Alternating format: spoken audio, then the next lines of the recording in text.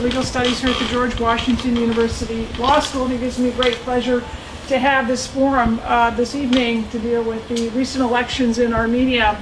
And we've hosted a number of Armenian Policy Forum events over the years. These events have always been exciting, full of energy, substantive, and so we look forward to a similar event this evening. Let me apologize in advance. It's warm in the room. As everybody in this city knows, today we officially got spring, and we were at winter yesterday. So it's an adjustment on the temperature, and I apologize in advance. We're delighted that we have Harash Grigorian, who is going to be moderating this evening's session, who is president of the Institute of World Affairs. Mr. Grigorian, I turn it over to you to begin the session, and thank you very much for coming. Thank you. Bariereko, good evening. My name is Harash Grigorian. Today we have three expert speakers who will address this issue of election fraud. We know fraud is a contested term, and we can argue endlessly about what the degree of fraud there was in February in Armenia in the elections. We do know that some rather unusual events transpired, and there are some very serious questions on the part of not only Policy Forum Armenia, but many other independent observers about the outcome, particularly in the first round, which resulted in a clear victory or declared victory by one of the candidates. The speakers today will, in one way or another, speak from direct experience, having been in Armenia during this period or having monitored events there very closely. Our first speaker, Zaven Kaladjan, is an executive board member of the Policy Forum Armenia and a principal engineer at Applied Physical Sciences in Arlington, Virginia. Before that, he was a senior consultant at Booz Allen Hamilton and a visiting scientist at Johns Hopkins University Medical School. From 2001 to 2009, he worked and lived in Yerevan. He was director of microelectronics at Epig Labs, and an adjunct professor in CIS at the American University of Armenia, and has worked as a consultant in a number of startups in Armenia in the telecom and technology sectors. He's also a deacon in the Armenian Apostolic Church and has developed and run religious education and catechetical programs in Yerevan. Dr. Kaladjan is active in the DC Metro Armenian community. Our second speaker from Los Angeles is Garo Hazarian, the chairman of the Armenian Bar, civil service commissioner in Glendale, California, dean and professor of law at People's College of Law in Los Angeles, board member of the Armenian Center for National and International Studies, a think tank in Yerevan, a first-hand observer of Armenia and most recent parliamentary and presidential elections there, as well as observations he has made during the days leading up to and post-elections, both in May 2012 and February 2013. And to my immediate left, Alex Sardar. He is a senior international development professional with more than 15 years domestic and international management experience developing and directing nonprofit sector programs, international development projects, and direct advocacy and community organizing. He recently moved to Washington, recently, less than a month ago, from his home in Armenia, where since 2002, he worked on a variety of Armenian-focused and regional civil society, strengthening policy and governance reform and election support programs funded by USAID, the European Union, UNDP, among others. Alex holds a dual BA in English and German literature from the University of California at Berkeley and attended the School of International Service at American University in Washington, where I teach, where he received his MA in International Relations. He has experience working in the CIS, Middle East, Central Asia, Eastern and Central Europe, and is fluent in Armenian, German, Farsi, Dari, with proficiency in French. Bravo, bravo. So a little something about format. We've asked the speakers to limit their remarks to between 5 and 15 minutes. And thereafter, we will open the floor to questions from the assembled. And so if we can, I'd like to ask Zaven Kalajan to start the proceedings. Thank you very much. Garo, I apologize, but I'm going to turn off your image so that they can see my slides for a little bit. And I hope you'll be able to hear what I have to say. But in the meantime, sit tight because you'll be able to see us, but we won't be able to. I'd like to talk over my computer and mention a few things about Policy Forum Armenia before we start. Policy Forum Armenia is an independent, non-profit organization, virtual think tank, if you will. We don't have a central office, which has a variety of professionals covering topics from, or expertise from political science to economics, to social policy, to religion, catechetical courses. But we're already united with the determination and the will to make Armenia a viable and better state. I'm sorry, I'm trying to speak as loud as I can, but you could please move up if you can't hear me.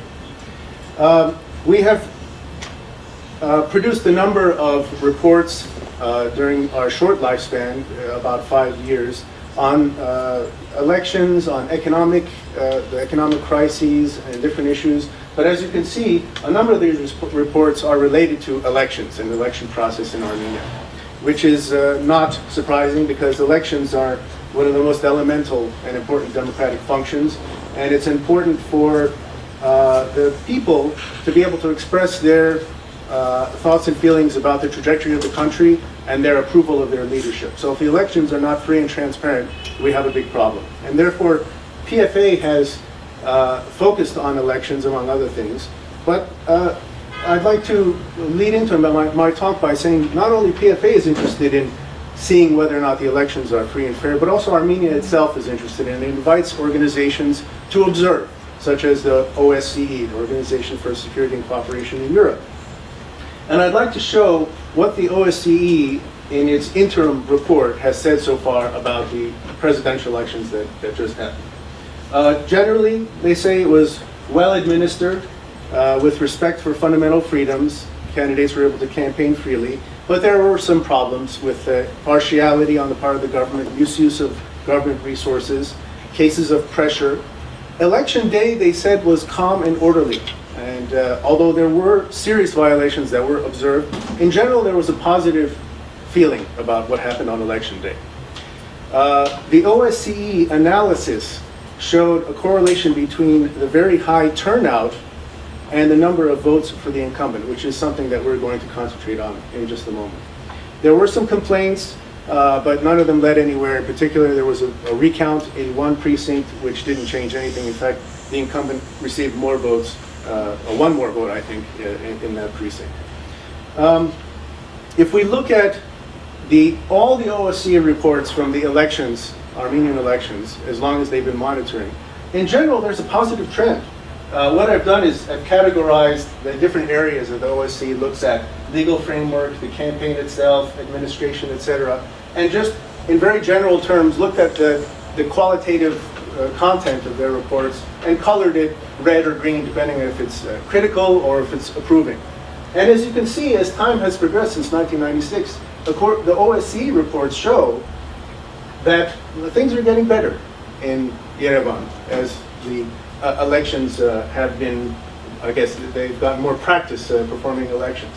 The legal framework, according to the OSCE, has improved greatly. The campaign has been competitive and vibrant. If we look at the 2013 presidential elections, I haven't filled it in because the final report of the OSCE has not been released, but based on the interim reports, we can get an idea where they're going to criticize the voter registration list and where they're going to approve of the election process. Now, this presents a kind of conundrum. We're here today to talk about fraud during the elections, but if we look at not only the OSCE, but the Council of Europe, progressively, they're showing an improvement in the election process. How do we explain this? Well, I don't think any of us are under the delusion that democracy is taking root in Armenia over the course of these past 20 years, and the people are able to express their will. There's something else going on. And our thesis is in a report that we prepared on the parliamentary elections and also on press releases on this election, is that election fraud has become more sophisticated and it's become more hidden, and it's not as easy to observe, especially on the part of foreigners who come into the country and try to understand what's going on in that context. And I'm going to show you a number of relatively new tests that use statistical, that lie at the nexus of political science and statistical analyses, which can reveal or detect election fraud using the very numbers that are collected and distributed by the Electoral Commission of the Republic of Armenia. So I have 3 tests that I would have liked to have talked to you about, but I'm going to talk with 1, maybe 2, just because we're short on time. I wanted to note here that these tests have been used by political scientists in a variety of countries. I just chose Azerbaijan here just to show you a figure for comparison, but anywhere from Switzerland to Uganda to Russia, and this is a growing body of knowledge. It's a relatively new analytical procedure. Perhaps not everyone knows about it, which is why I want to present it to you today. So I'm going to tell you about maybe TOPS 2 forensic tests that Policy Forum Armenia applied, again, to the data presented by the Central Electoral Commission of Armenia. Okay? The first test relates to the voter turnout at versus the number of polling stations in the country. Everyone knows what voter turnout is. When Obama was elected, there was, I don't know, 60 or 65%. I don't remember what the turnout was. Here, what we're going to do is we're going to look at individual polling stations themselves and calculate the number of voters who voted divided by the number of registered voters at the polling station. In other words, the voter turnout at each polling station. Now, ideally, this is a random number. Statistically, these are independent random events. And what we should get when we graph the number of polling stations versus the percent voter turnout, just to give you an example, let's say we look at a voter turnout percent of 60%, and we count how many polling stations report a voter turnout of 60%. From this graph, we see about 50 polling stations reported 60% voter turnout. Ideally, we would get a distribution that looks like this. This is the normal distribution, or the Gaussian distribution. This is also called the bell curve. For all you students in the audience, you know all about this. If there is a deviation from this normal distribution, we have to somehow account for it. So what do we see from the data from the Central Electoral Commission? This is what we more or less expect to get. The dotted black line, and this is what we do get from the Central Electoral Commission. This hump, this inflation on the right side of the bell curve of the normal distribution tells us that there's something funny going on. In fact, this is usually an indicator of inflated voter turnout due to either ballot stuffing or some other manipulation of the vote count. If we look at it historically, from 2008, this is a rather normal curve.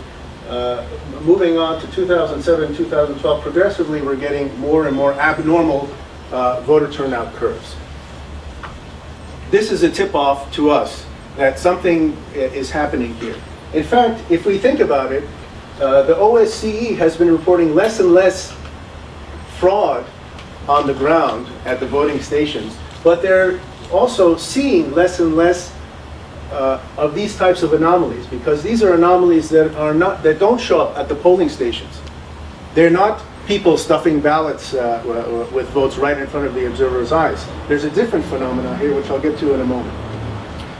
If we look at the same curves, but split between the two candidates, and we look at the voter turnout for the incumbent, Serge Sarkisyan, and the challenger, Rafi Hovhannisyan, one of the challengers, we see that for Serge Sarkisyan, the voter turnout is greatly inflated. I mean, there are some voting stations with 100% voter turnout. This is rather unlikely, to be put mildly. And for Rafi Hovhannisyan's case, we see a large number of polling stations with a low turnout, which implies that there's been a switch. There's been a weighting away from Raphael Hovhannisyan towards Serge Sarkisyan in the voter count. How they do this, I'll get to in a moment. There's a second test that I'd like to show you. This is called the digit test. This is a very interesting test because it relies on a bias that humans have when they are asked to generate a number. If I asked everyone in this room to generate a 3-digit number, and I looked at the last digit of each number that everyone generated, we would see that there's not a 1 in 10 chance that each of the digits would appear. There's a bias because of some psychological phenomena in our minds. So what the digit test does, it looks at the vote count of each polling station, and here's just a list of vote counts, and it takes everything off except the last digit. And we look at the distribution or the number of these last digits. Ideally, there should be an equal number of 2s as 9s as 0s, etc. There should be a uniform distribution or probability of getting any of these digits. If there isn't, then we know that someone has been tampering with the vote count, because it's a human bias that appears through the digit test. So let's take a look at what we see. In Yerevan and Gyumri, let's look here first. These are the digits that we're looking at, and this is the probability of the digit appearing. Should be a 10% chance of any digit appearing. And within our error margins, we see that, in fact, it's pretty fair. There has not been much tampering of the vote count in Yerevan and Gyumri. And we saw, in fact, in Gyumri who the vote went to. This number here shows that there's a very high chance that this is a very naturally occurring distribution. Okay? But let's look at the rural areas outside of Yerevan and Gyumri. This digit and these digits are way out of their error bounds, which means that there's been human influence. This is a sign of bureaucratic fraud. So the person who was at the office counting the votes decided to round off the votes perhaps, or creatively account for some votes. And when they were doing this, they didn't know that psychologically they have a bias towards certain numbers and against others. And therefore, this type of bureaucratic fraud was revealed through the digit test. How am I doing? 5 more. Okay, I'll make it. This is another test which if we have time at the end, I can talk about, which shows that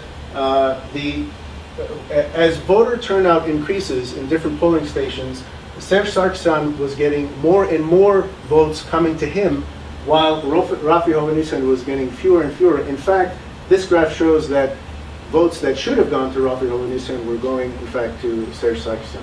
We can go into the details if we have time later on. Now,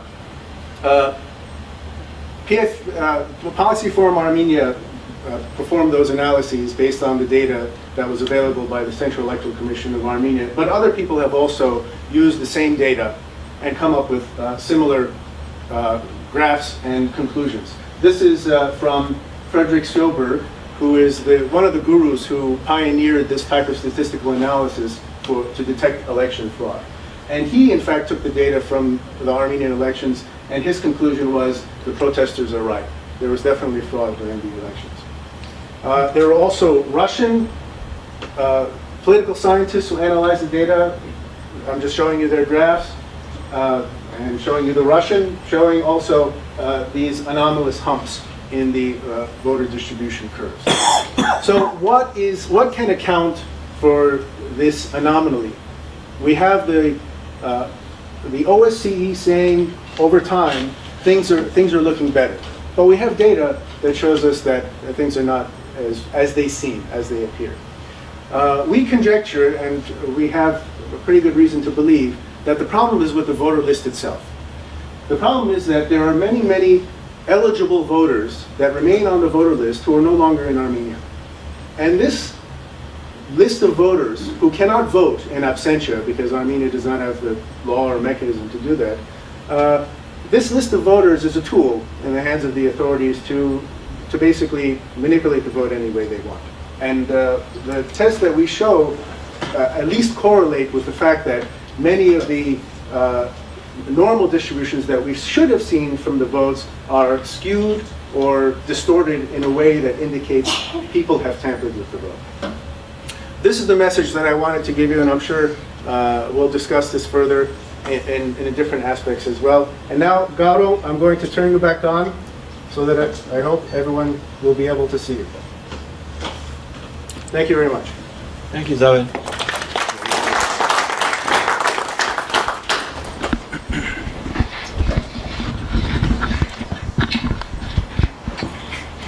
Diaspora Armenians can vote yet?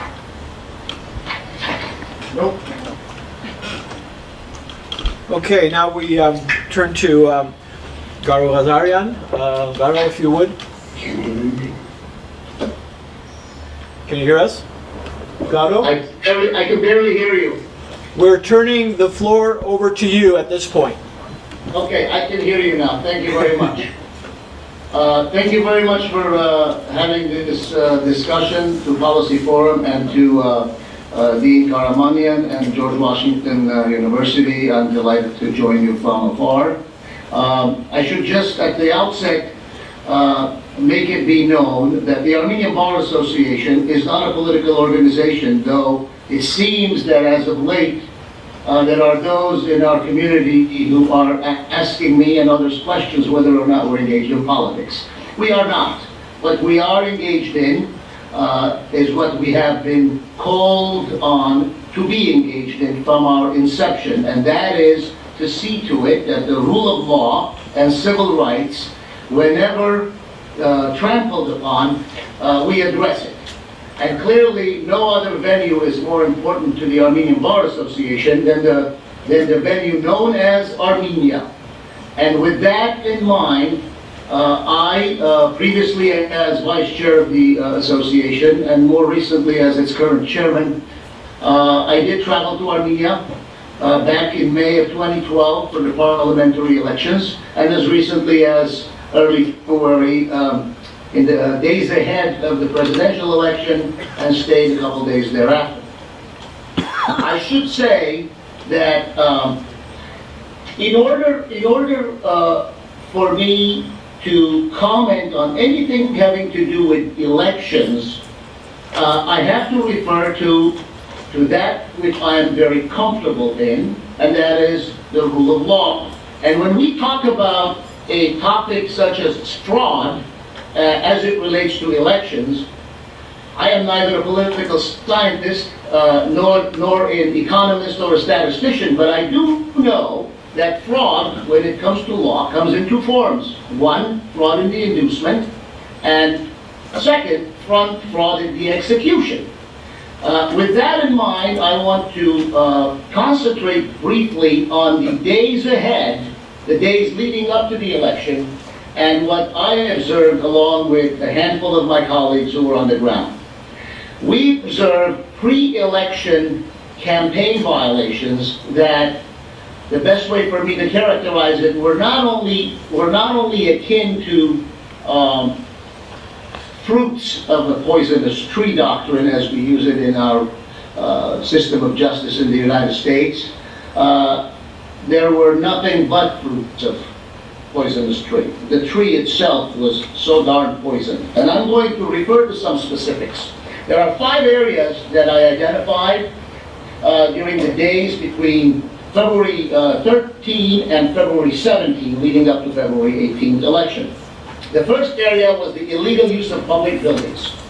Now, in that category, there were 23 violations that I personally observed and I noted down, which included various regions where there were visible violations of Armenia's Article 20.2 of the Electoral Code, wherein it prohibits any premises occupied by state and local governing bodies or in buildings in which electoral commissions function to be posting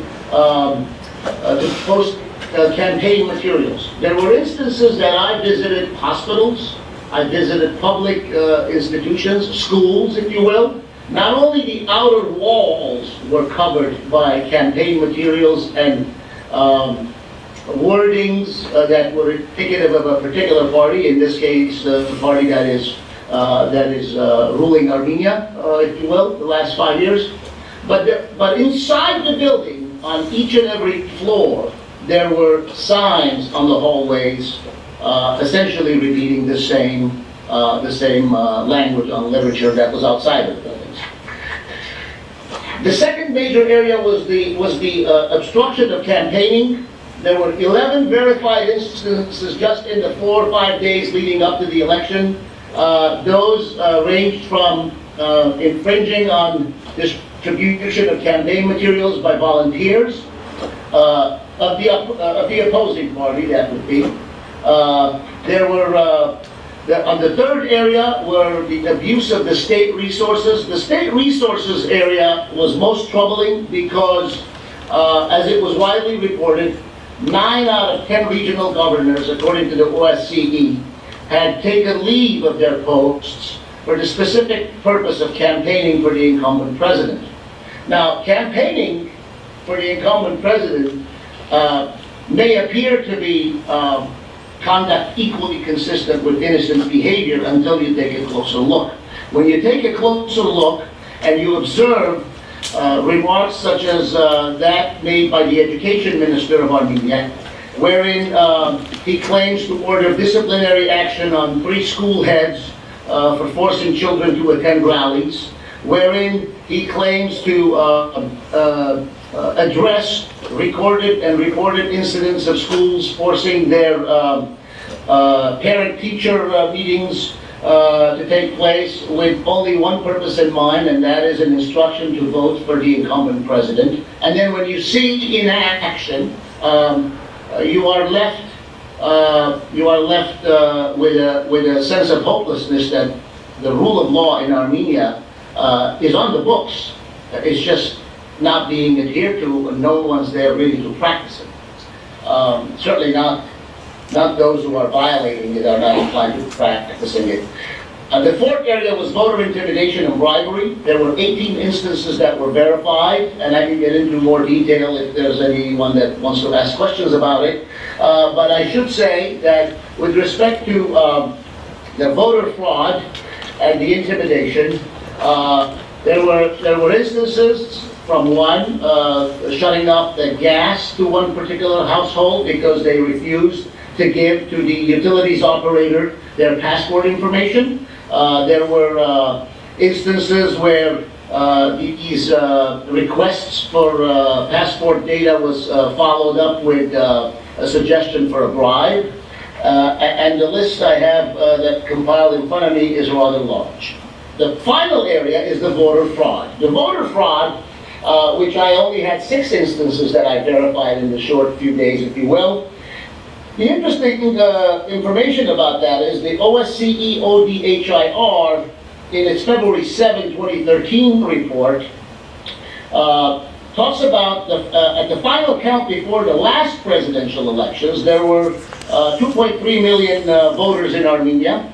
And as of January 29th of this year, there were over 2.5 million voters in Armenia. Now that is clearly inconsistent with when you compare the data, and again, I'm not a statistician, but common sense would dictate otherwise, that you have more people than they are there in Armenia registered to vote. I recall an instance where someone personally told me, someone is registered in my house, as though they live in my house. Here's the name, and I have the name from my report actually, but I don't know that person.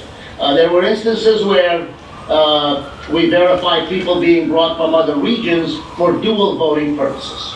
Now, I will tell you briefly about my meetings with the international or the European observers, and they range from the OSCE to the Parliamentary Assembly members and to the Council of Europe. I had appearances actually in the days leading up to the election where I was provided an opportunity to speak before these delegations. In my dialogues with Heidi, who was the head of the mission for my dialogue with the Parliamentary Assembly for Cuba, a dialogue with the President of the Parliamentary Assembly, Mr. Yerevan from Italy, the Deputy Secretary General of the Parliamentary Assembly from Denmark, Tina Schoen, and the British representative, Sandra Kaduri. Were all rather informative for me, someone who is really not a political person, if you will, because they were all uniform in their position that they were not really there to ensure free and fair elections, that in fact that was not the standard that they adhered to. And how telling it was that the day after the elections, when I attended the press conference of these various bodies, when I met with these individuals again, the representative from England said, Mr. Kazarian, we're going to regret this decision, just like we regretted the decision we previously made in another part of the world, because in 2 weeks, it's going to come out how rampant the irregularities were. But you must understand that our decision is a geopolitical one, and specifically, if we are to invalidate the elections here, we would be duty-bound to start proceedings or consider expelling the Republic of Armenia from the various European bodies that it belongs to. None other than the former Foreign Minister of Ireland, who retired as Justice Minister of Ireland, who looked me up on the flight back to Paris, Dermot Ahern, put it best, because he said that in his 32 years of practice, he had never seen anything more outrageous than that which he observed on the day of the elections, and he specifically referred to a particular precinct where the votes were going in one direction, opposition vis-a-vis Mr. Hovhannisyan, and then every third or fourth one was Mr. Sarkisian. But lo and behold, at the end of the night, the numbers were not exactly reflective of what he had observed. My personal observations on the day of the elections were troubling because I saw one instance that was outrageous, in the sense that those who approached the precinct were met by two gentlemen who were sitting in a car right at the entrance of the building, if you will. One was handing documents to the person approaching him. The other one was handing an envelope. The documents appeared to be the identifying information that had been previously taken from this voter, and the envelope I visually observed to contain funds, which the person would count and put in their pocket, and the other piece of paper, which several of whom I approached and I asked for them to show me, were pre-noted ballots already chosen to be cast for the incumbent president. The day of the elections in Armenia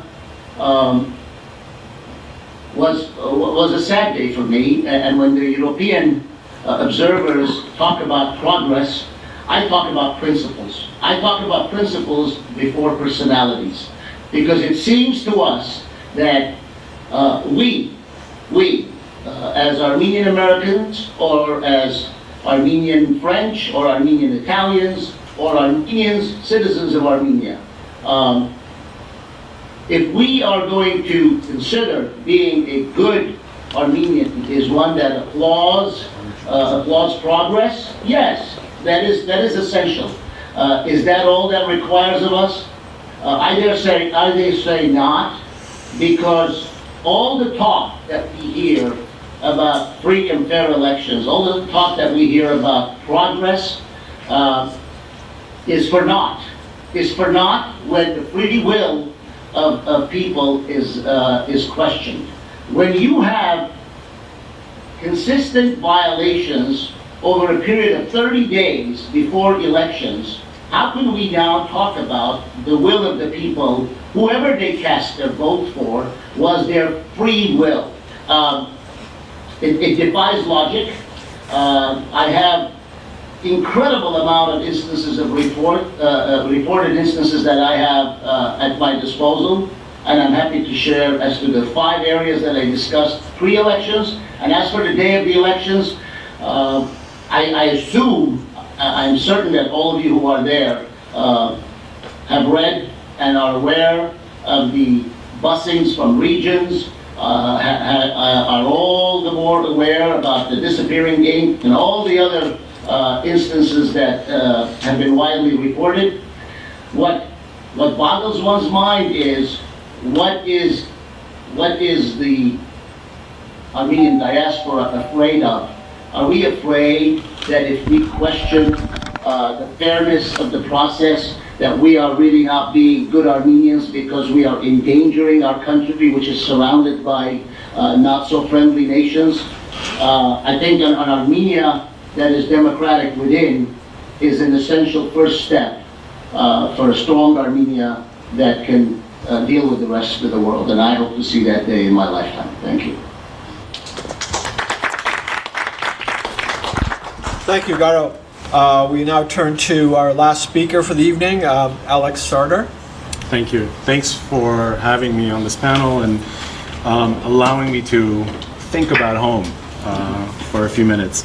I've been observing elections in Armenia since 2003, with the parliamentary elections in 2003, and while I cannot agree with the assessment of the OSCE observers, you know, in subsequent, in each cycle, I have to tell you that there has been progress of a different sort in Armenia.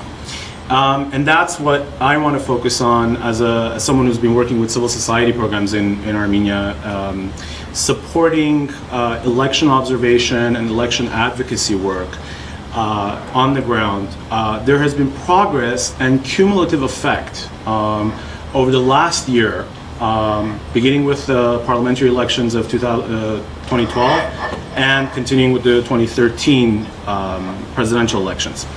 Let me touch on a few of the differentiators over the last year compared to the previous cycles of national elections as well as local elections, but primarily national elections. What we saw in the last year was, and we've referred to it in the title of today's session as an awakening of civil society. I think it was it's probably better characterized as a rapid evolution of civil society over the last year and a half, primarily because of social media, access to mobile technology, and a new breed of civic activists in Armenia. Young people who are very interested in niche issues, advocacy topics, but who have found reason to extend that interest onto elections, onto larger public policy areas and issues. One of the other differentiators this time, the nonpartisan activist took over the public agenda from the partisan activists. Political party activists who in the past had perhaps had a more influential role in and around elections, were in retreat because there was a lot more to be done in terms of those envelopes that Garo was referring to, in terms of going building to building to make sure that extra pressure was exerted on voters. So we saw a sort of coming of age of nonpartisan activists who took this because they were simply interested in the process, not because they were necessarily advocating for one or another party or candidate. All of these observers and all of these advocacy journalists, I would call them, individuals who were taking to the airwaves in the form of social media and mobile technology, were very well networked. This was an essential factor in how civil society activists were able to turn it around, turn this process around this time around. They were networked through formal as well as informal platforms and networks. And I can tell you, for instance, from the parliamentary elections of 2012, if you remember the disappearing ink issue, we identified it in the southernmost region of Armenia, in a small village in Sunik, and within 45 minutes, the National Central Election Commissioner, chairman of the commission, was making a statement about this because of that very fast-moving network. So much so that regional election commissioners had not even heard about the issue when the national chairman went on TV to announce that other forms of ink could be used. So the network and its utility has really come into fruition over the last year. One of the things that has been a sharp turnaround, and I'll refer to it anecdotally as well as in terms of process, at the OSC, at the morning after press conference of the OSC ODIHR observation mission, where they essentially announced what Garo and Zaven already referred to as this being a step forward for Armenia. The press conference was actually interrupted by activists. I was standing to the side with some of the observers, and they started huffing and puffing about European values and how this is not a demonstration of European values when you cut people off. And I thought to myself, in fact, this is the very demonstration and manifestation of European values, because you really are saying, thank you, but no thank you. We're going to own our own elections. We're going to own our own process as activists, as citizens, as people who are subject to the effects and consequences of these elections. So after those activists interrupted the press conference, we started talking about in small circles among NGOs what this meant. And really, when you look back over the last 10 years, 15 years of elections in Armenia, Armenians have tended to go back to international observers and international bodies and have relied on them to be their proxies in advocating for the rule of law, as Garo has said. This time around, by circumstance or by design, one could argue, Armenians took over that process and that voice of advocacy themselves. Activists have said, thank you, but no thank you. We will assess our own elections and we will make the necessary changes ourselves. So that was a very crucial turnaround and a very essential pivot that occurred among Armenian civil society activists. And one of the other things that occurred during the pre-electoral, during the campaign and post-elections was the methodology of observation. As Garo mentioned, Armenia's electoral code sets out very specific guidelines as to how domestic as well as international observations may occur. There are very specific rules of what you can and cannot do and how far you can go with your observation. And key here being observers. You cannot be intermediaries or judges at the precinct. You simply observe and report. Okay?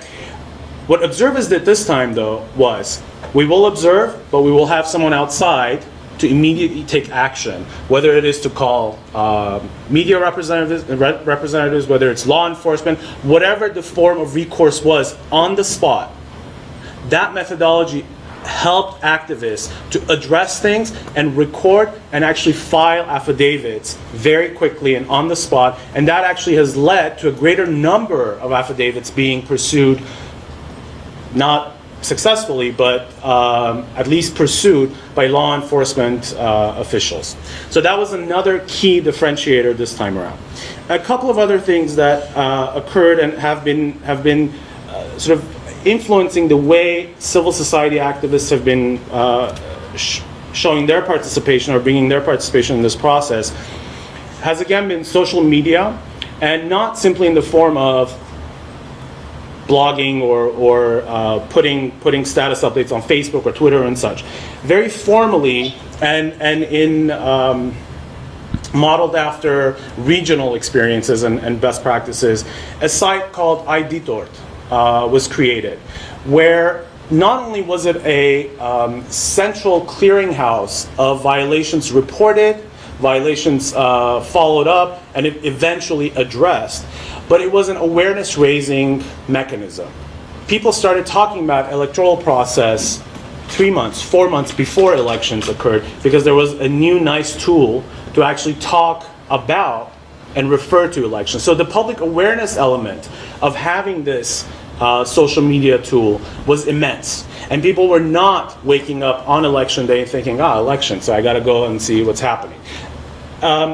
Very important when you know what happens in Armenia from, in the interim of election cycles. A deafening quiet on anything public policy until election day. So this was very important. The spillover effect of social media was very important. You would have public viewings of online reports, public readings of online media outlets in the regions, in villages, in small communities, youth clubs, schools. This had not occurred. None of us had seen this or recorded this in the past. And the final post-election phenomenon that occurred was live coverage of the post-election events that were occurring online.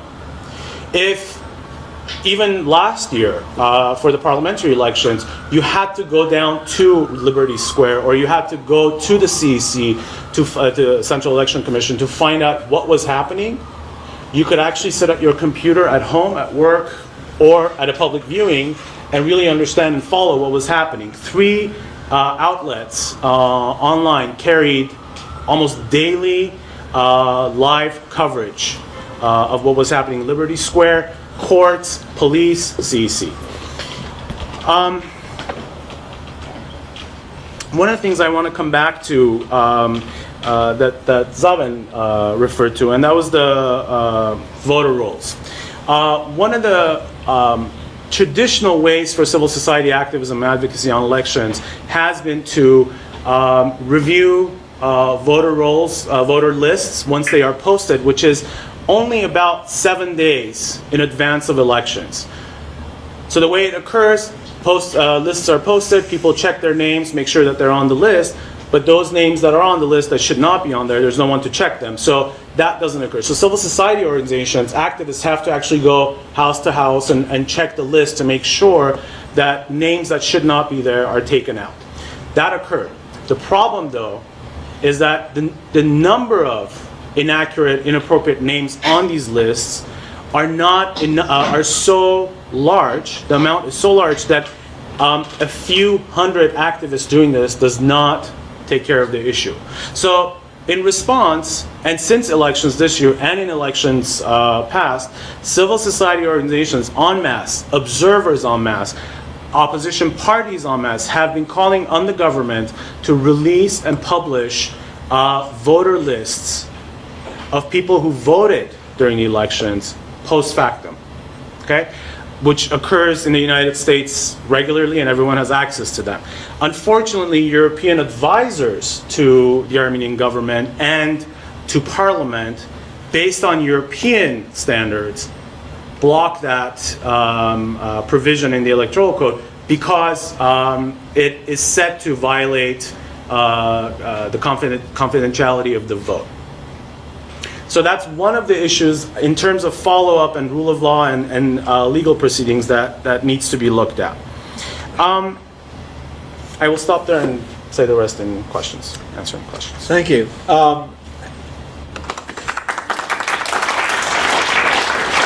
Any last comments before we open to the audience? I'm fine. Garo, any last comments?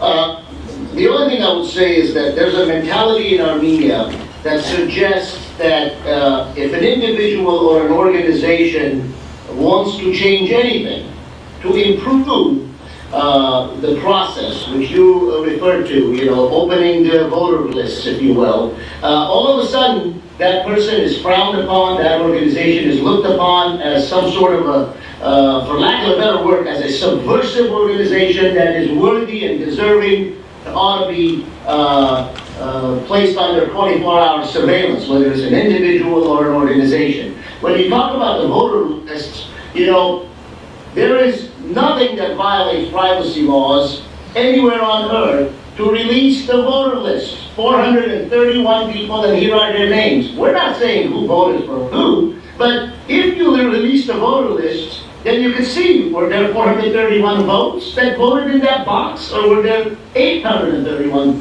ballots that came out of that box? Now, there are many ways to ensure that free and fair elections did take place. I'm surprised, I'm amazed, but I suppose I shouldn't be, that when there were calls made in the days and weeks after the elections to Mr. Sarkisian to order the releasing of, if not all, then 100, 150 of these precincts, if you will, I would think that if one is confident in the outcome of the elections, one would say, this is one way to shut up these people that seem to think there was nothing done right. And here, I'll show it to you folks. But, you know, rather than do that, to hide behind a rule of law, as he, the President of the Republic, put it, versus the spirit of the law, it's very disappointing. Very disappointing. Thank you. We now open the floor to questions. Please raise your hand and identify yourself and project. And please, make it a question, not a statement. I'll cut you off. Hi, I'm Mari Minigan. I'm a junior at George Washington University's Elliott School of International Affairs. And my question is regarding national security of Armenia. You talked briefly a little bit about how the outcome of these elections and the reports that have been coming out are very indicative of what our relationship might be with countries surrounding Armenia and what our relationship might be with them in the future. So I was wondering if you could expand a little bit upon what the implications for the national security of Armenia might be, given the situation we have with our with the countries surrounding Armenia. Thank you. Gentlemen? Well, I'd like to just mention that, if you have an hour and are interested in a beer after this, I'll tell you a long story about how this national security argument affected me personally. But I might be underage. Well, it was a general invitation. I don't buy it. I think a nation, a country, a state, which is founded on the firm foundation of justice and fairness, will ultimately be more secure. The illusion, I think, that the current powers try to hoist upon the people is that we know what we have to do and you don't. And we'll take care of things and you guys just sit back and progressively get poorer and have a smaller voice in the day-to-day, not even just the internal, but also the foreign diplomatic issues that surround us. So I don't buy it, and I think it's a red herring argument. Thank you. I think Alex?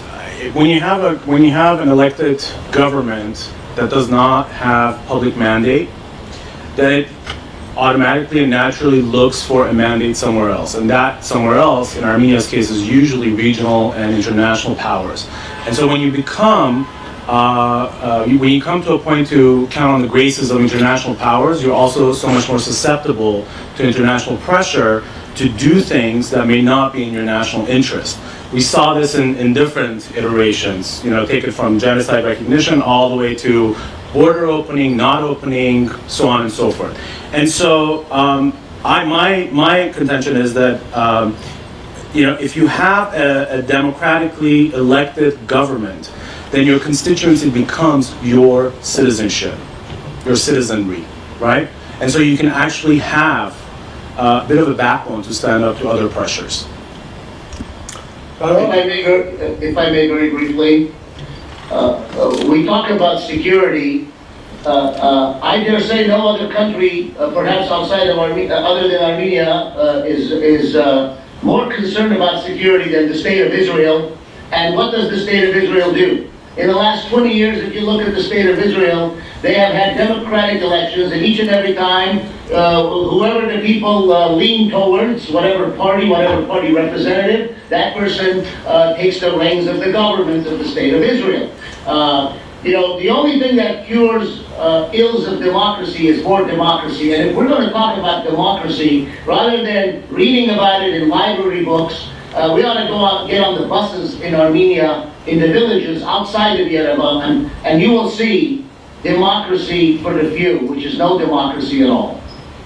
If I may add just one more thing, I think at this point in our nation's history, our number one enemy is ourselves. The major national security issue we face is immigration. And why are people leaving Armenia? Because they have no participation in the direction of their government. The gentleman in the back. My name is Georg Sargsyan. I started commending the PFA for very robust analysis and also a gentleman who really spent their time in really going through Armenia and being observers there. So my question is the following. I kind of see some disconnect between the sort of the scale of the fraud or irregularities presented in the analysis, not only the one by PFA, but also other sources, and actually reported irregularities either through IDTOR or any other sources that actually were circulated. I mean, there literally were a handful of video, audio recordings, and probably a few more of some written statements. And this was pretty much sort of constantly recycled in media. So in your opinion, what is the reason? Is it, and to what extent actually it might be linked to corruption among representatives of opposition that were in local election committees? That's my question. Thank you. I can speak to now the analyses that we presented here are fingerprints. They indicate fraud, but they're not proof. You would have to catch someone red-handed, and that sounds like what perhaps you're looking for. But I'll tell you a scenario in which no observer would possibly report an irregularity, but yet the vote it could be distorted. There are many people who are registered to vote in Armenia, but who are absent. I go and I vote in my precinct under my name, and with the help of some friends, I go to another town at another precinct and vote under another person's name who is absent from the country, but whose information I have somehow obtained. Neither the original precinct's observer nor the other precinct's observer could possibly know how many times I voted. And that is a very simple way to inflate the vote. You can, if you have another story to tell, I'm glad to hear. But multiple voting is a very simple way that the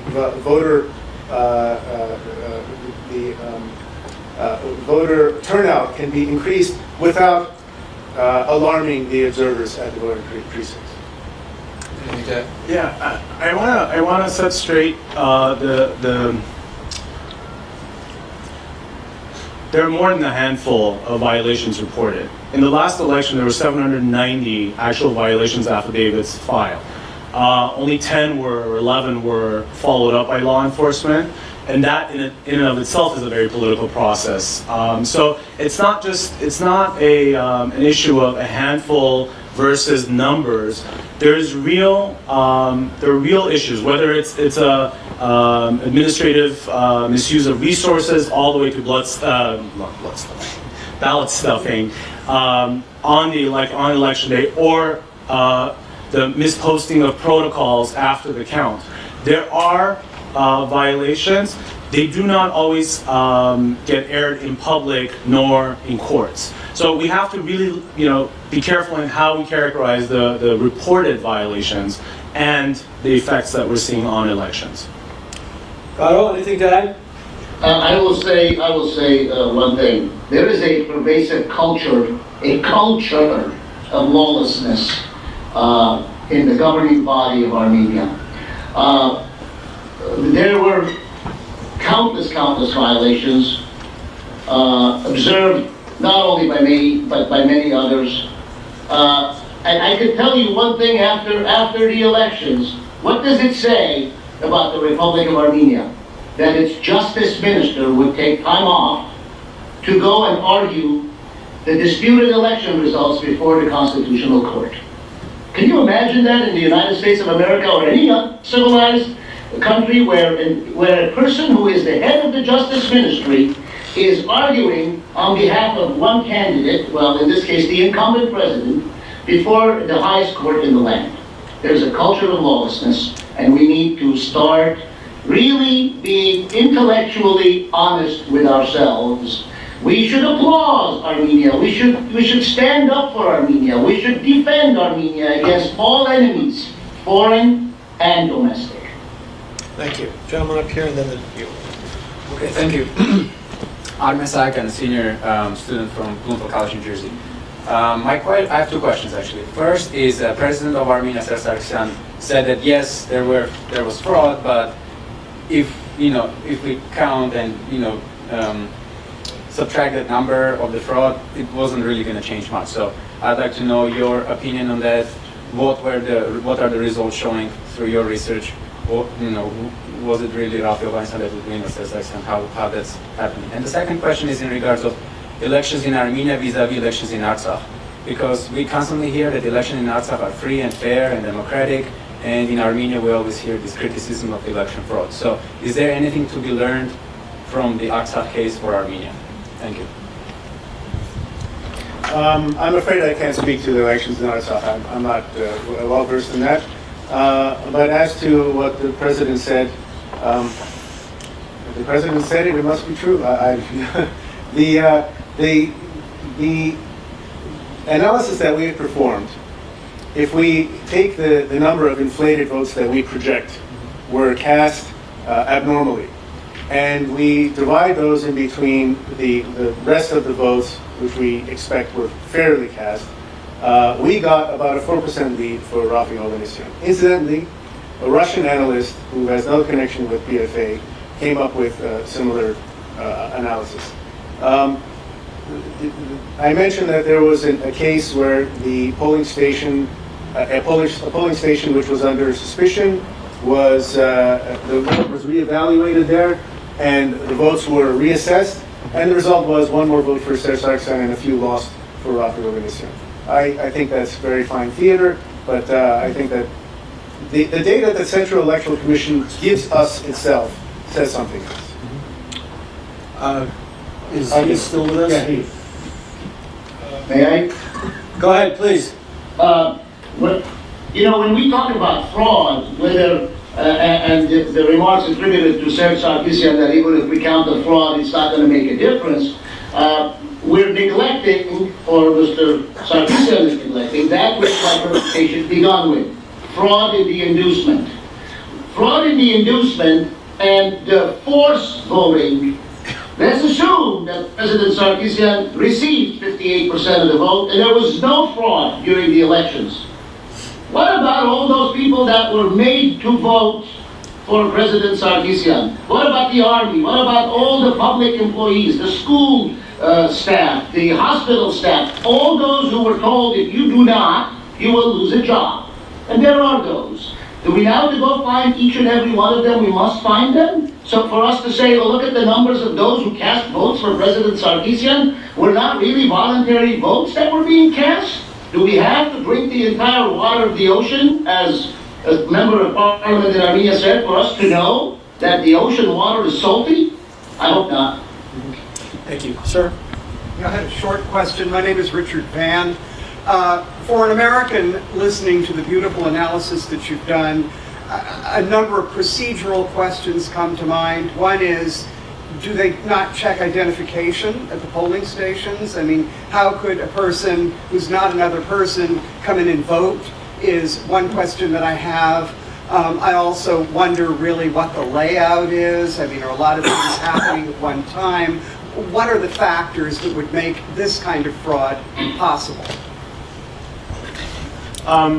In Armenia, passports serve as national ID forms. So most people, in fact, in this election cycle, still all voters essentially use their passports with pictures and registration to their residence or their place of voting.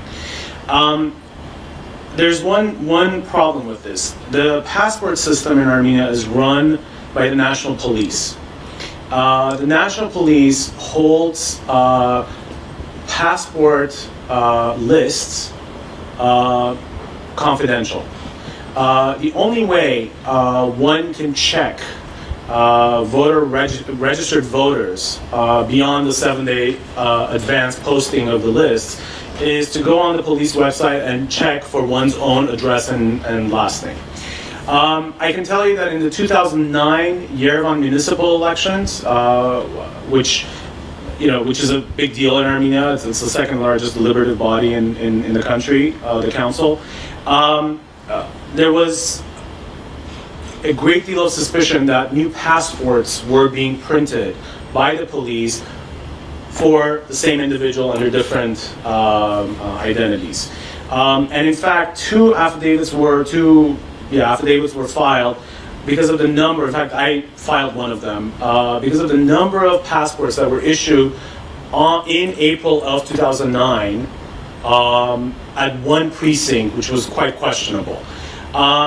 Case never went anywhere. So that's one of the issues, and the process is all run within the same circles of governing agencies. So that's number one. Number two, in terms of the layout is organized, but there's a lot of room for chaos. There's a lot of potential for chaos, but it doesn't really even require chaos for any of this to occur. We're talking about communities and rural towns and villages of 200, 300, 400 people, where everyone is in some form or fashion related to one another. So there's a secret language as an observer when you walk in. There's a local way of doing things that facilitates some of the violations, some of the fraud, but there's also a very easy way of creating chaotic situations that happens in large cities mostly, where observers are distracted from where things are happening. So, Carl? Yes, there are such individuals in Armenia that are commonly referred to as trustworthy people, v'stahvats ansik, they call them. And oftentimes these trusted people that are sitting behind the desk, and I visited 14 different voting stations on the day of the elections, they are away from their desk.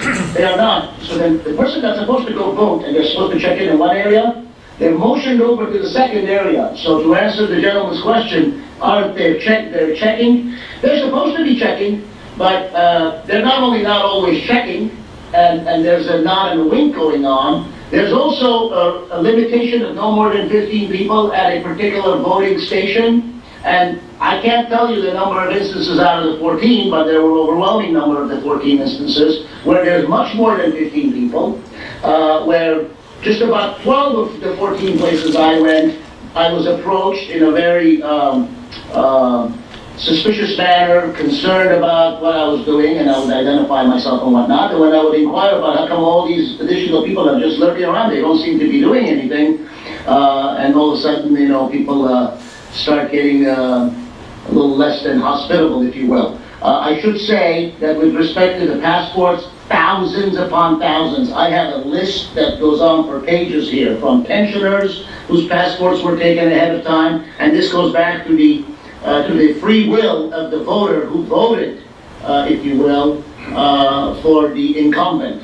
From the local public school teachers to the Yerevan municipality polyclinic number 17, to the current mayor of a region called Shirak doing it, and I have pages upon pages. What can I say? That's all. One thing to this. Yes. I think it's important for us also to recognize that what Gara was referring to, sort of as trusted persons, it's the political party proxies or candidate proxies who observe the process on behalf of the candidates and parties. As prevalent as inappropriate conduct is on the part of proxies and the Times independent, quote unquote, observers, there's also a lack of capacity and appropriate conduct and accountability on the part of opposition proxies and independent observers. So this lends itself to a situation where you have people who tend to want to break the law and the rules, and people who aren't necessarily alert and capacitated to actually stop that from occurring. So the situation does, it's the perfect storm. Sir, did you have a question? No, ma'am? Hi, Laura Townsend, American Society of International Law. My question is actually about Georgia. The recent decades we've seen Georgia kind of enforce the will of the people, first through mass protests and revolution, and more recently through competitive elections. Given that Armenia hasn't had competitive elections this cycle, what do you think the prospects are for protests and revolution on that magnitude? And if not, what can Armenians and particularly civil society in Armenia learn from Georgia? I'll answer your question tomorrow. Okay. I won't answer that question. I don't have the wherewithal to make that comparison. Garo, any comments on that? No. Any other questions? Sir, in the back. Only the surgeon. I'm a little bit just not in Armenia. I'm confused about this voting process. Could you explain passport versus ID? ID cards gives the addresses, but the passport doesn't give the address. So when the person is he going to show his passport or the ID card? Number one. Number two, is it an open ballot where you can show to the person and he can stick it in the box so he can see whom you voted, so that there will be a reward or whatever? What's the voting process in the booth? There is no ID card in Armenia. It's simply a passport, and the passport on one of the pages in the passport, there's a stamp that lists your place of registration, and that's matched to the voter list and your place of registration. So that's the only form of ID that's used. Ballots, depending on the type of election, when it's parliamentary elections, because Armenia votes in both direct mandate and proportional systems, it's a very long and several pages of ballots, and it's simple. It's a check mark within the defined parameters of the box. The law does not allow for ballots to be cast, to actually put into the box open. They have to be folded in a very specific way. In some elections, you have envelopes where the ballots are inserted into, and that envelope is thrown into the box. In this election, I actually can't remember if there was an envelope. There was an envelope, okay. Yes. So you fold it, put it into the envelope goes in, and the envelope before going in has to be stamped by the person, by the precinct commissioner who's staffing the box. So that's the process, but there are many ways. There are things. There is a method of voting called carousel voting, where one single clear ballot can be stolen from the registered ballots ahead of time, which is not very difficult to do when you have precinct commissions that are stacked. And that one ballot serves as a carousel ballot, where every voter is given the next one. They vote on that one, they bring the clean ballot out to whoever gave you the clean ballot. So there are ways for people to know and to check. And remember, there are cell phones now. You can go in, sometimes in order to collect your whatever you were promised prior to voting, you can take a photo of your ballot before throwing it into the box, bring out the picture, show it to them. So there are ways for people to get around it. So it's complicated. Garo? Yes, well, it's interesting that you say it's complicated, because during the last two elections that I traveled to Armenia, both for the parliamentary May of 2012 and the recent February presidential election, I was laughed at here in Los Angeles by official representatives of the Republic of Armenia's government, who actually told me, what are you going to go to do there?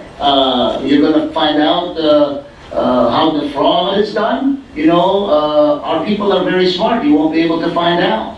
I said, yes, I'm going to find out just how smart they are. That's what I'm going to do there. And let me tell you something, folks. The people that I observed who got the envelope, who took out the money from the envelope, who put the money in their pocket, who then had a ballot. That ballot was previously already marked for the incumbent president. What does that tell me as I followed them into the precinct?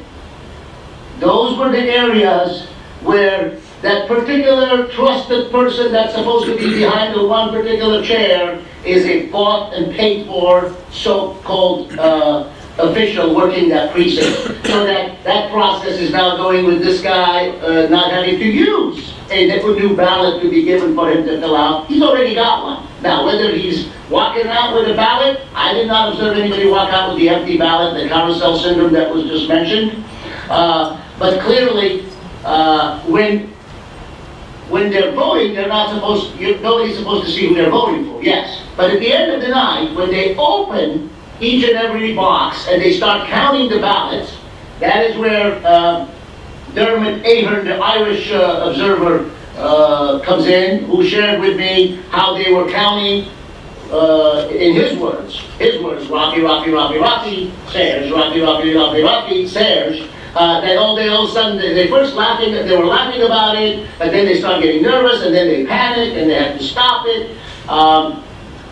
Those voting precinct stations, if you will, perhaps ought to be manned or monitored by truly disinterested, objective parties, whether it's the Europeans, whether it's the Armenians of the diaspora. I don't know the answer. I leave that to the politicians and those who are political scientists to figure out.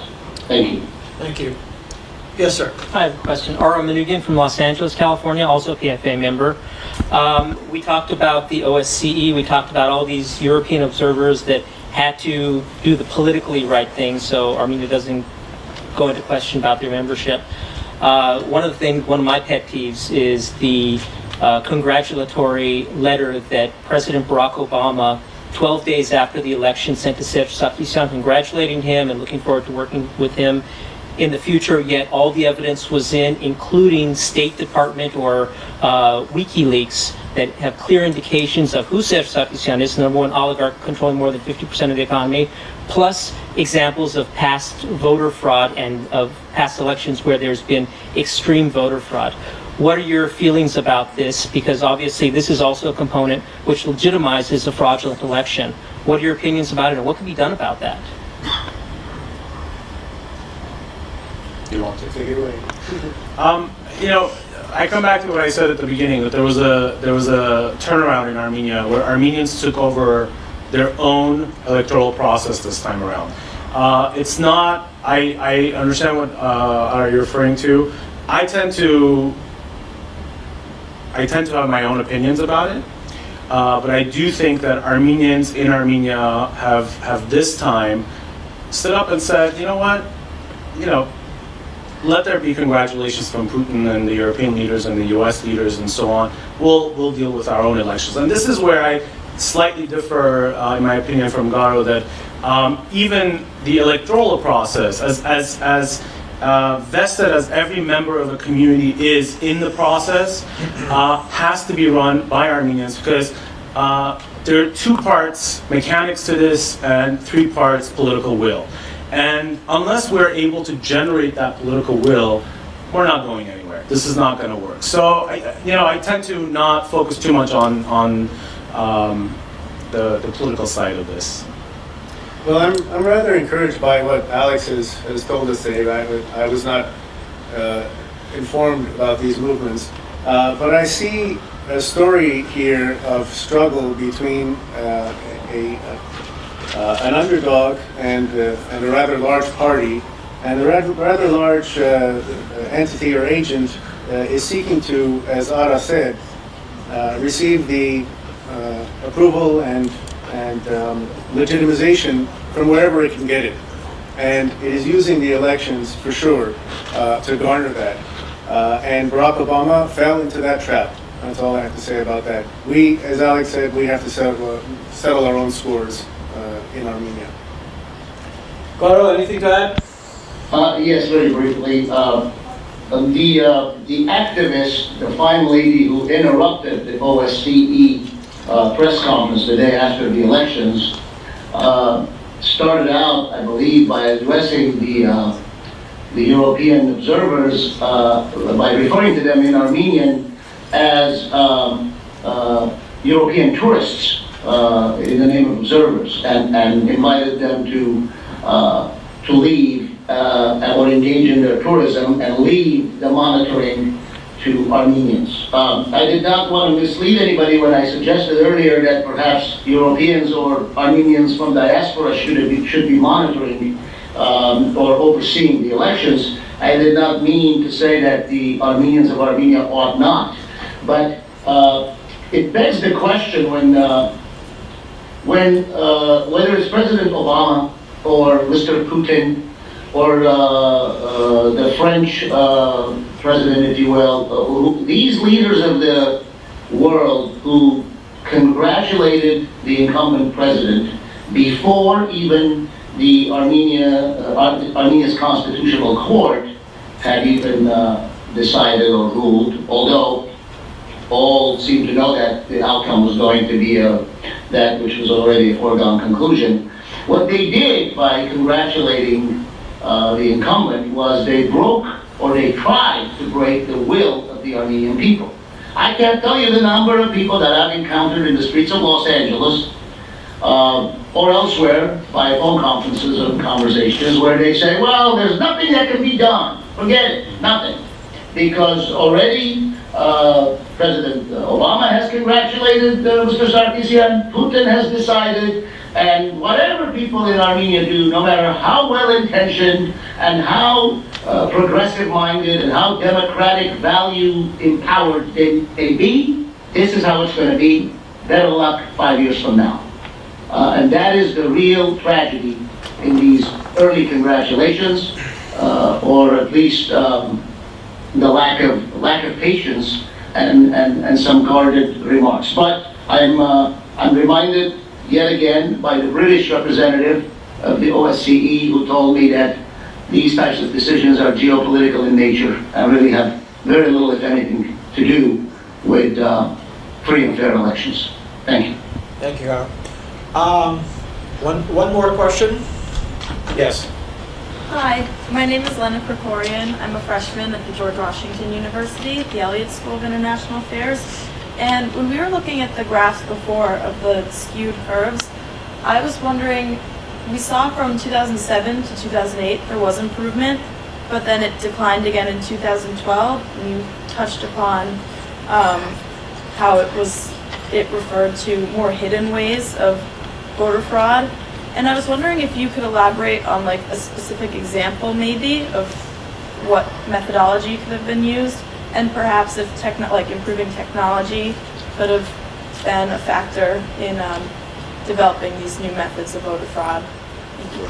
Yeah, actually the graphs were from 2008, 2012, and 2013, and the best looking, most normal graph was the 2008 graph. And the story that I see coming out of that, when you put that together with the progressively more optimistic descriptions of how the elections are being run by the OSCE, the story that jumps out at me at least is that as sophisticated as perhaps the population is becoming, the government has run ahead of them and has developed methods of fraud which are more concealed and at least allow the OSCE to claim that elections have been getting better, even though statistically when we look at it, they've been getting worse. I wanted to mention during my talk that anytime you talk about statistics, especially in politics, you remember Mark Twain who said there are lies and there are damn lies and there are statistics. And I think actually you can extend that and say that after statistics there's politics, which refers back to the last question about Barack Obama. But I just want to stress that the statistics that we generated were based on the data that was given to us by the Central Electoral Commission. They can't hide their fingerprints on the data that they manipulate, even though they can hide from the observers on election day the fraud that is being committed during the elections.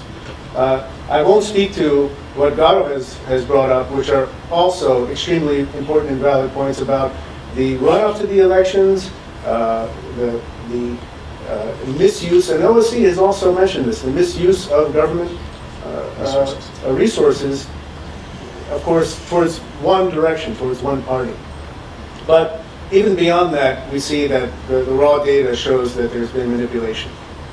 And the manipulation has been getting worse over the years, while the OSCE and other observer reports have been showing improvement.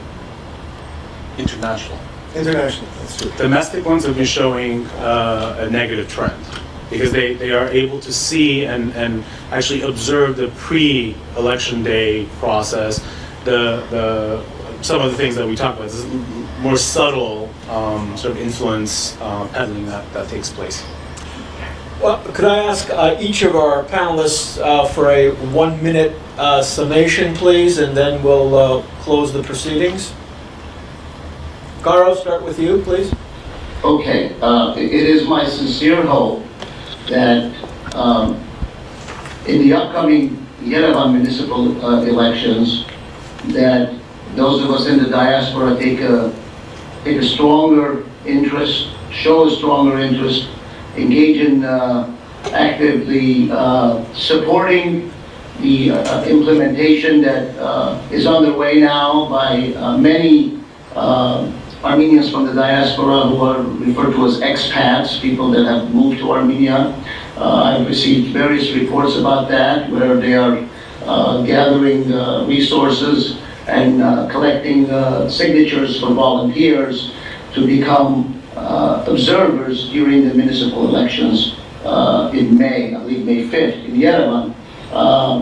I am told, and I believe it's correct, that almost half of the population, if not more, resides in Yerevan, and that is an important election.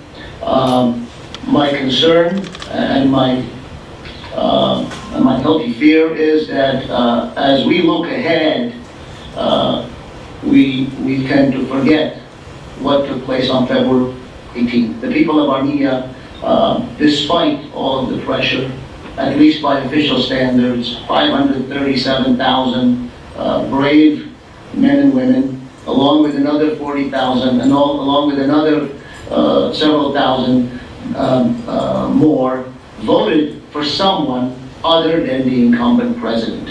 To say nothing about all those who cast protest ballots invalidating their own vote, if you will, by casting for someone that wasn't running and things of that sort. Unless and until, however, the Republic of Armenia, its ruling party, really treats the Armenian diaspora the way it claims the Armenian diaspora is received by Armenia, and that is as equal partners in the future democratization of Armenia, Armenia will be lagging.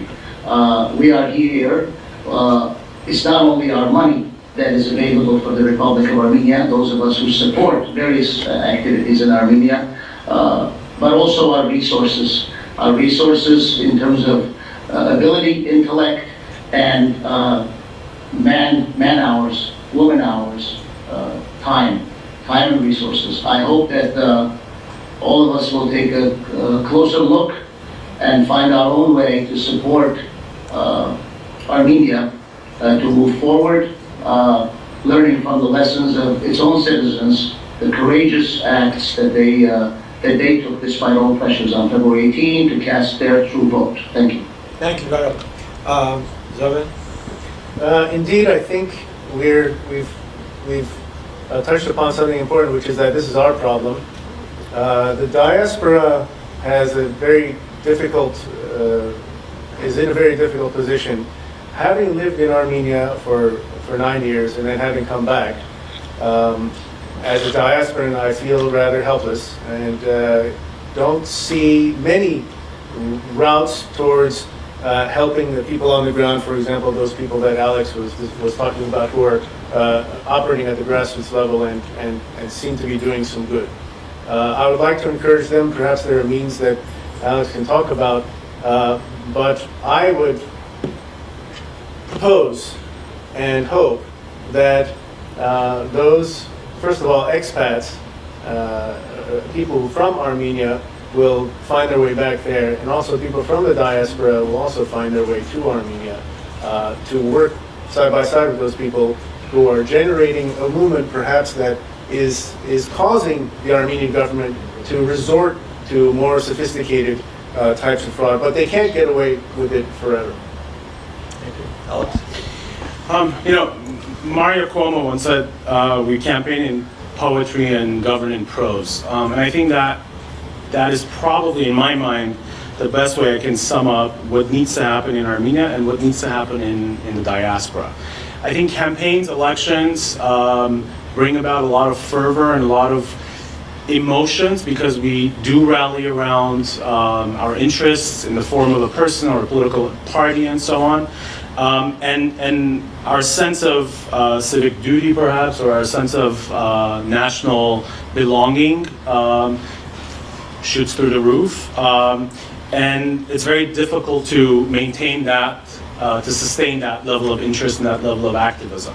I think the key here right now, regardless of how this election resolves itself after tomorrow, or how the Yerevan elections go, I think one of the things we need to do, Armenians in Armenia, diasporans, we need to look at the next step beyond elections. The interim of elections are just as key in Armenia's development as are elections. That is not to say you fold away and put away what has happened, but we need to figure out how to address it, whether it is a consistent advocacy campaign to get those rolls published, the voter list published, whatever it is, whether it is to change the law, to change structural factors, but we do need to look at the election bubble and beyond the bubble and understand what needs to be done. And I think, I'm not a member of the PFA, but kudos to PFA because the kind of work that they've done in terms of really visualizing the data, really seeing what some of these numbers mean, that's the kind of work, hard work, that needs to take place for people to slowly understand how this is either strengthening or undoing the Republic of Armenia. It's difficult to make an impact. As a diaspora, and I feel rather helpless, but it's not impossible. It's not impossible. With that, I'd like to thank our panelists, the audience, and say good night. Gishir Bari, thank you for coming.